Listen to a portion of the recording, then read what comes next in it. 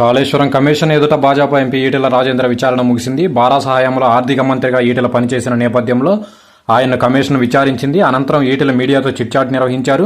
Kaleshwaram project సమాచారం అంతా కేసీఆర్, హరీష్ రావు వద్దే ఉందన్నారు. ఇందులో ఆర్థిక శాఖ పాత్ర ఏం లేదని చెప్పారు. ఈ శాఖకు అన్ని విషయాలు తెలియవని పేర్కొన్నారు.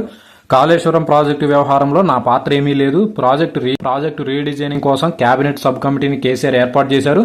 దీనికి అప్పటి నీటిపారుదల శాఖ మంత్రి హరీష్ రావు చైర్మన్గా ఉన్నారు. నీటి లభ్యత అంశాన్ని దృష్టిలో పెట్టుకుని మేడిగడ్డ వద్ద ఆనకట్ట నిర్మాణం చేపట్టారు. ఆనకట్టల నిర్మాణం సాంకేతిక నిపుణులకు సంబంధించిన అంశం అది. ఈ నిర్మాణంపై రాజకీయ నాయకులకు ఏం సంబంధం లేదు. 63,000 కోట్లతో మొదట కాళేశ్వరం ప్రాజెక్టు ప్రతిపాదన చేశారు. ఆ తర్వాత అనేక కారణాలతో ప్రాజెక్టు వ్యయం 82,000 కోట్లకు పెరిగిందని, ఇవాళ కమిషన్ ఆర్థికపరమైన అంశాలపై ప్రశ్నలు అడిగిందని, కాళేశ్వరం కార్పొరేషన్ రుణాలపై ఆర్థిక శాఖ ప్రమేయం ఉందా అని అడిగారు. దీనిపై ఆర్థిక శాఖ ఏమాత్రం సంబంధం లేదని నేను బదులిచ్చాను. ఇది పూర్తిగా ఇరిగేషన్ శాఖకు సంబంధించిందని, నా కణతపై తుపాకీ పెట్టినా సరే నిజమే మాట్లాడతానని, తప్పు ఒప్పులు ఎవరో తెలంగాణ ప్రజలు తేలుస్తారు. కాంగ్రెస్ ప్రభుత్వం అన్ని రిపోర్టులు బయట పెట్టాలి. కాళేశ్వరం అంశాన్ని రాజకీయ ప్రయోజనాల కోసం వాడుకోవద్దు.